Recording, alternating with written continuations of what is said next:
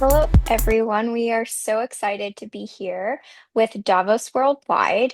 And while Chris and I often do public speaking or host engagements with our community, we rarely get the opportunity to talk about our own perspectives around why we started our initiative with Logictry, what we think we're seeing in the next generation of thought leadership and AI. So we're so grateful for Davos Worldwide for not only this little chat that we're going to do today, but also a chat where we actually get to highlight a lot of our rising leaders tomorrow as well. So, with that, just sort of adding to the last panel, which was so great around peace initiatives, a lot of people in the world don't actually know that Logic and World Logic Day sits underneath United Nations Development Goal 16 for peace and strong institutions.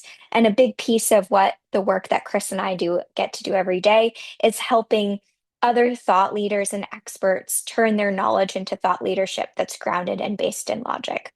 So to kick us off, I'll ask Chris to share a little bit about his background, and I'll ask him a few questions. And then we actually thought it'd be very fun for both of us to ask each other questions. So this is a bit of a co-founder slash couple slash entrepreneur slash family office dual way question chat. So with that, I'll let Chris introduce himself and I'll ask him his first question to kick us off. So Chris, take it away.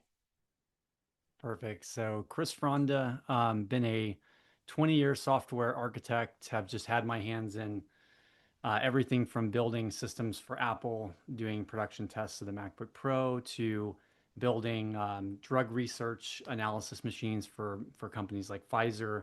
Have had my hands in just a lot of technology. Also have spent a lot of time in crypto and blockchain, and yeah, there's a long story there. And then founded Logictree back in 2019. Ended up creating the company on the same day that this global movement, World Logic Day, was proclaimed by UNESCO as this under SDG 16 as a part of that solution for peace. And the short there is we've hopefully this logic movement is about how do we better understand one another, how do we better debate some of these complex issues, and how do we seek to find alignment in a more peaceful dialogue. So that's a little bit about me. Thanks, Chris. So, when you think about kind of this next era of thought leadership, and Chris sort of shared this, but he has deep expertise, knowledge around technology companies, what's happening in AI. Chris and I actually get to sit in because of our partnership with Public on quite a few different UN discussions, what's happening in this space, etc. But if you had to describe for the viewers, like what does this next era even look like? And if you're an expert or a rising professional and you want to be a thought leader, what does the space look like in the next few years and then the next 10 years? Well, I definitely think the space is going to change quite dramatically. I mean, how could it not with AI coming out, all of these large language models offering a lot of this thought leadership, all of these companies that are offering, AI generated content. There's we're seeing some of the spreads of, misinformation, disinformation, but also just this new wave of artificial, information, artificial thought leadership. And so, I think, there's no way this is not going to have a dramatic, effect on the space. And so I think what might be helpful is I'll share maybe three big ways I think that the space will be transformed. So the first is, we're seeing one of the benefits of these large language models is it's also shown us and shown the consumer the value of personalized information. So, prior to, these LLMs, which now feels like almost like it was a different lifetime ago, we used to use Google and search and find blog posts, and hopefully the information that we found was actually relevant to what we're doing, to at least some degree of accuracy. But not only that, hopefully it was also all of the information that we needed.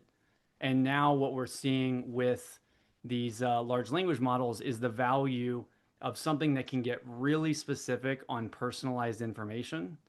And so this value of personalization is going to become a huge thing.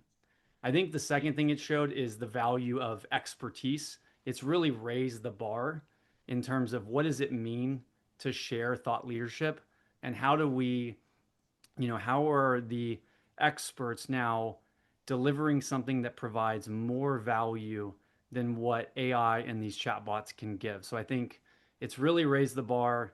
It's really said, okay, now we need more personalized information, less of just telling you what to think, more teaching you how to think. So I think those are some of the things I think we'll see in thought leadership that's going to be shifting.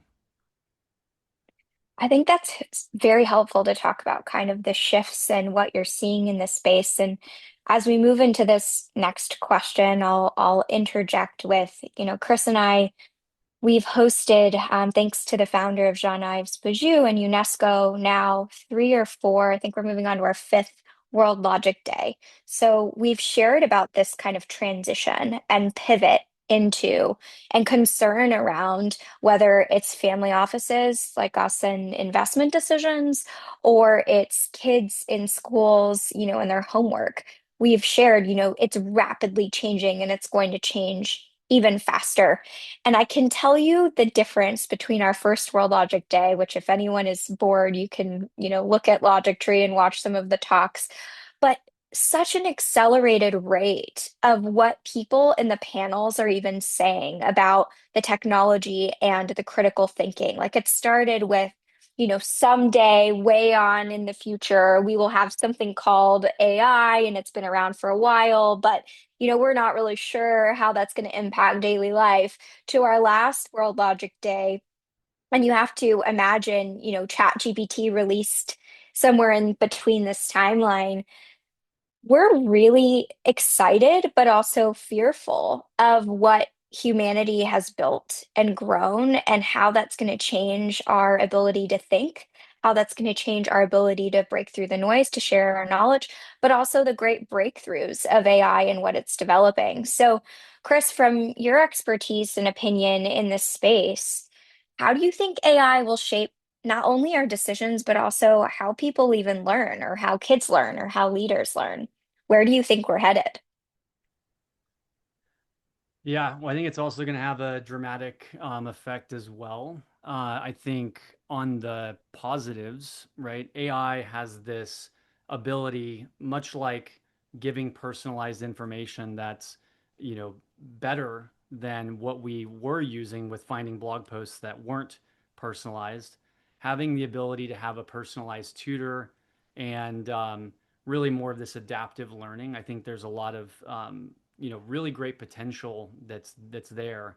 I think the second thing is it is this amazing tool that can help augment our ability to make decisions, but I think there's a few concerns that I have. So the first is there's something called cognitive offloading, which is where people are looking at these, large language models as, wow, I can now offload complex critical thinking, decision making, to AI. And, as we do that, there is this dependency that on these technologies that starts to get built. So think about how, with the calculators, right? It helps us do math more quickly, but also how sharp are our math skills? And, the having our phone books in our phone, we no longer have to memorize numbers. So these are great things of efficiency that we get. But this new level and this new layer where we can get to a point where we're not even really making decisions, we're just putting in, all of the information that we can into these prompts. It tells us an answer, and then now, we start uh, at least believing that we're getting the right answers consistently, and so therefore we can start to just let it make more and more of these decisions. So the first concern is, this growing wave of offloading decisions. And the second thing is we are actively in industry automating decision making. There's a tremendous amount of investment going into artificial reasoning. It's getting better and better at automating decision making, and this is a huge focus of investments, for companies. So I think the bottom line, concern is, as all of this artificial reasoning gets better, what happens to our own ability to improve our own human reasoning, and how do we ensure that we don't lose agency over decision making. If anyone wants to see a little bit more of that, if you go to Logictree, spelled logictry.com/about, so the about page, logictry.com/about, you will see a small clip of Sam Altman talking to the Federal Reserve, where he talks about this exact concern, which is about what could happen if decision making, as we're kind of losing this ability of our own self to you know perform our own decision making, and also it's getting automated away. And there is a third element. The world is getting a little bit more complex. So, anyways, that's, if you want to learn more, go to the site and you can see some videos there.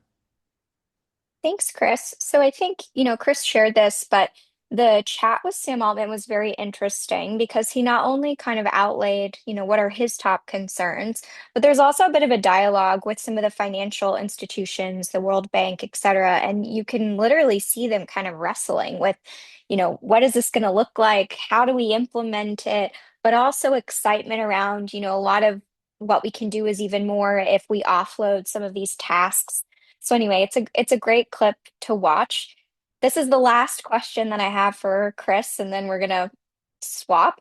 So my last question is, I would say Chris and I have had the honor and the pleasure to really highlight and elevate, probably at this point, thousands of next gens, entrepreneurs, country leaders all around the world, and share their stories and get to hear what they're passionate about. So we've had a lot of time, maybe even earlier than most, to wrestle with kind of what the future is going to look like.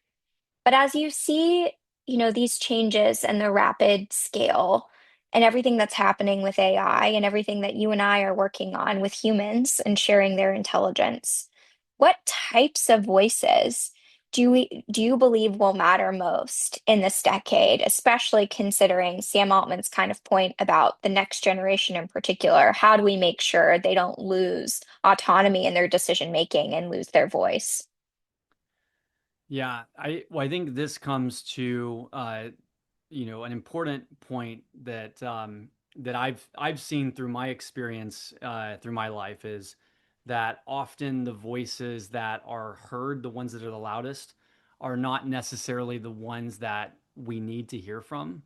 There's a lot of really brilliant, smart people who uh, don't speak out in a lot of these complex issues and topics and things that we're discussing. And a lot of these issues, there's a lot of nuance and complexity that goes into a lot of the things that we might be debating. And so, yes, we're hearing from both sides, on these issues, and from all the sides, but we're not hearing from this layer of experts who are really quiet, not speaking out. And I think some of that is that they might not feel like this topic is very complicated and there's so much nuance, and how can they communicate. And then the second might be feeling like their voice might not be heard. So anyways, just, I think what will be very important is, as we're heading into this next wave of all of these technologies, I think it's going to be important for experts to really speak out, not be afraid to share their expertise on these topics. Help to educate that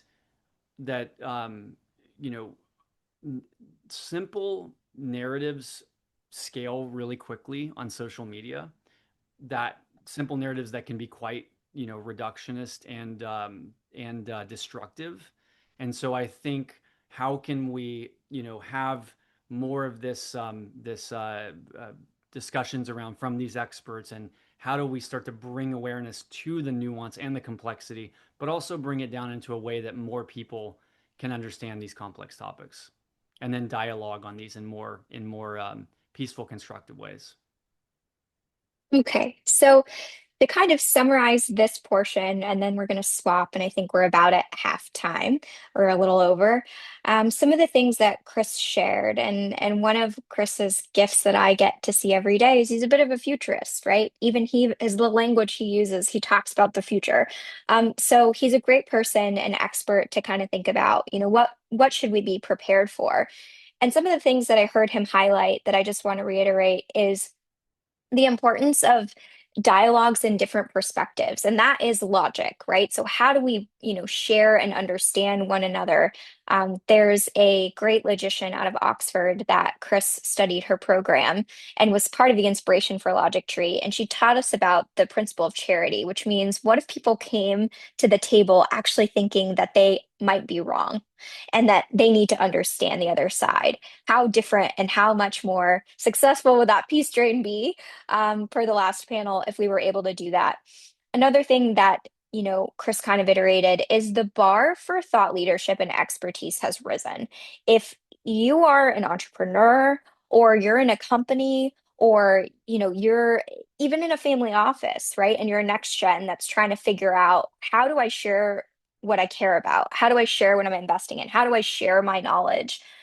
The bar is really raised, and breaking through the noise is even harder. So finding those right partners to help get you on stages like Anant, or us with World Logic Day, or public, at one of their events. We just attended one on space at the UN, right? Who are those partners that you feel values aligned with that can really help amplify what you have to say, both in person and online?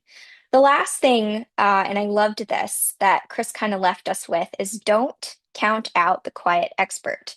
Sometimes those that are very knowledgeable and have a lot to share with the world just need a bit of support, and collaboration and community to help make sure that they feel like what's in their brain isn't too complicated to share. Because now more than ever, with what's happening in technology and AI and these complex topics, we need those experts to be able to break down for us so that we have a check on humanity, even on what's happening around us. Okay, so with that, I'll swap and give it to Chris. He's going to ask me some questions, and then we'll close out, and you guys can see us yet again tomorrow, but with our young leaders ranging as young as 12 all the way to, I'll out myself, I'm 33, with our perspective on Logic Trees, Logic Circle, and our rising leaders. So with that, Chris, I probably cut to one-ish, maybe one and a half questions, and then we'll close. Okay. So, well, good segue to, so how do you think about authenticity and expertise? How do you think it will evolve as more and more AI generated content is being created? So as we look at the next generation, so my background, so my PhD work has been in professional adult and community education, but I specifically studied next gen women inheritors, um, and have done a lot of work throughout the years, particularly within youth oriented or rising leader organizations. And some of the trends that we're seeing is they have a hard time with trust and decision making, right? But also, what we're seeing is that they have a desire for their discernment and critical thinking to go up, but sometimes they're confused on how to work that part of their brain or how to get there, right? So, one thing for sure, as it relates to kind of future generations, is we need real tangible ways to preserve their critical thinking and reasoning skills. That's why we started Logictree. And we also need to understand that the depth in which they're having to make so many decisions with so much noise and so much content, which is even going to get more complicated with AI, that's going to be increasingly difficult. So our education systems, quality education, SDG4, need to really rise to the level to prepare us. A few ways, because Chris and I don't believe in just sharing everything we're worried about. We believe in solutions. A few ways that we're looking to address those issues. One of which is we've partnered with our partners at Public Foundation, which we're very excited about. They're really focused on kind of media, storytelling, family offices, a lot of great work within the UN system and the SDGs and really taking action. But we've partnered on an initiative around Logic AI centers called Ali, or AI Leapfrog, because we really believe that the next generation and all generations during this time are going to need a place to safely gather to discuss both in person and online. So those logic centers will have online components with Logictree, but actual physical locations, specifically because as we see kind of this growth in AI and technology, the next generation wants safe places and real connection, and that accelerates trust. So if you are looking to become a thought leader, know that it is not enough to just have a content plan or to have AI schedule whatever it is. Also, a lot of people, just so you know, we can tell when you're having ChatGPT write your LinkedIn posts. Like it is going to become increasingly important to do those in-person events, to do those in-person panels, to demonstrate your humanity in new ways every single day. Well, I think in the interest of time, then, do you want to just maybe conclude with a few helpful resources, next steps, anything you want to share on that? Yeah, I'm happy to. So here are kind of our calls to action. I'll put them in the chat or Anon can share them.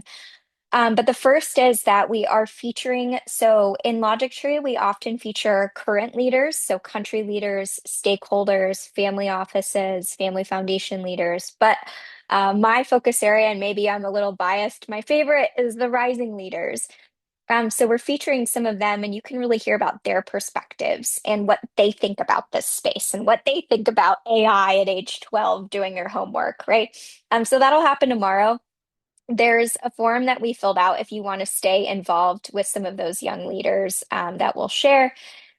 And then you guys can email us if anyone is interested in understanding more about the Logic Center initiative. Our current four countries that we're going into are South Korea, Antigua, Colombia, and we're building one in New York. Although I hear we've recently had some plans to expand in the UK. Chris and I are dedicating our legacy, our lives to helping make sure that these centers and thought leaders around the world are successful and have a pathway to success.